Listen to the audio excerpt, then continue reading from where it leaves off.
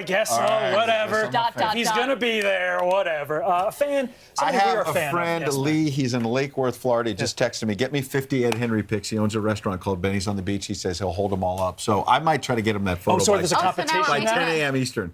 Jupiter is like 20 miles from Lake Worth. So it's Jupiter versus Lake Worth here on the show. That's right. Let's make it happen. Somebody who we all love, we all admire. She's awesome. I don't know Michelle if Malkin. she's a fan of yours, though. I don't know, but we're a fan of hers. That's all we need to know. Michelle Malkin.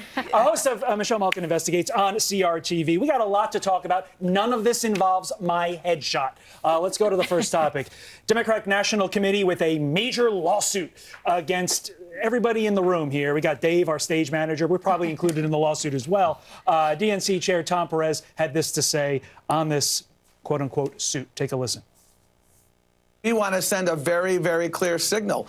If you want to mess with elections here, there are going to be consequences. We are raising the cost of your interference. We know that this administration is Putin's poodle, and so they're not going to do anything. So we will continue to act. If you want to do that, if you're going to punch us, we're going to punch back. And that's what this lawsuit is about. We are protecting our democracy. When you go after the right to vote, when you go after the institution of elections, that is the essence of our democracy. So this wasn't simply an attack on the DNC. This was an attack on our democracy. What's your reaction to this use of judicial resources?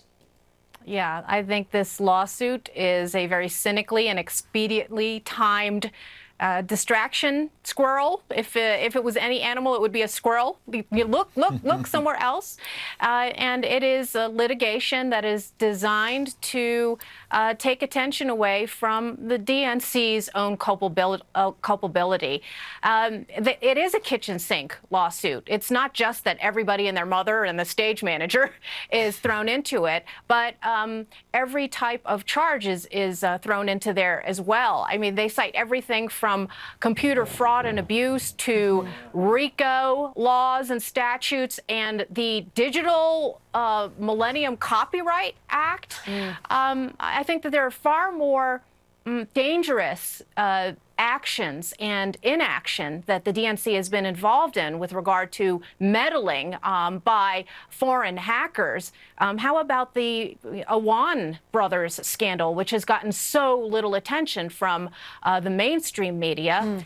Kudos to Luke Rosiak at the Daily Caller, who has single-handedly helped expose this. They had a hearing on it last week, and of course the DNC has been silent. I myself had contacted several of the offices of House Democrats who had employed those people, and none of them would get back to me on basic questions, including how these people got here in the first place. And that is what this kind of lawsuit intends to distract from. All right, well, take a listen to Governor Cuomo, because he has been saying a lot of things as of lately. He now knows what it's like, Michelle, to be a woman, for example. Take a listen to this. I'm an Italian-American. I came from poor Italian-Americans who came here. You know what they called Italian-Americans? Back in the day, they called them WAPs. You know what WAP stood for? Without papers. I'm undocumented.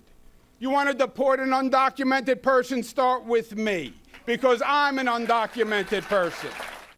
You know what this reminds me of, Michelle? Remember that moment during the campaign when Hillary Clinton was on the radio show and she was trying to relate to the African-American community? She talked about carrying hot sauce in her purse wherever she went. The inauthenticity. I mean, that moment reminded me so much of some of those times on the campaign trail for Hillary. Yeah, that's actually a good memory, Abby. Oh, I didn't forget it. I remember, yes, and I remember also when Hillary Clinton and some of these other Democrats, of course, would adopt the vernacular and try to imitate what they thought was an authentic accent. So I think that might be the next thing that we're going to see from Governor Cuomo. I mean, he's identified himself, remember, as a Muslim, a Jew, a gay, a woman, and now undocumented. I think that he will soon be identifying himself as unemployed if he keeps up Is he this worried, though? identity Because, politics radicalism. Of course, Cynthia Nixon from Sex and the City is running for governor, right? And she has made the rounds over the past few years, meeting with progressives, raising a lot of money. Is this a sign that he's concerned about her?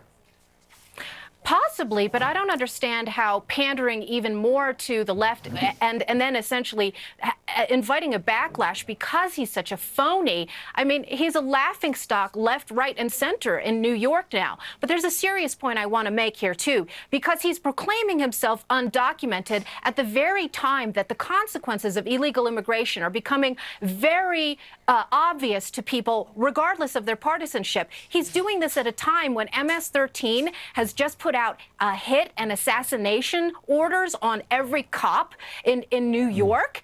I mean, it is so out of touch, and it shows you the moral and ideological bankruptcy, not just of the governor of New York, but the entire Democrat Party. If he starts saying he wants to identify the governor with Miranda or Carrie, what were the characters on Sex and the Miranda, City? Samantha, Charlotte. Yeah. Samantha. Yeah.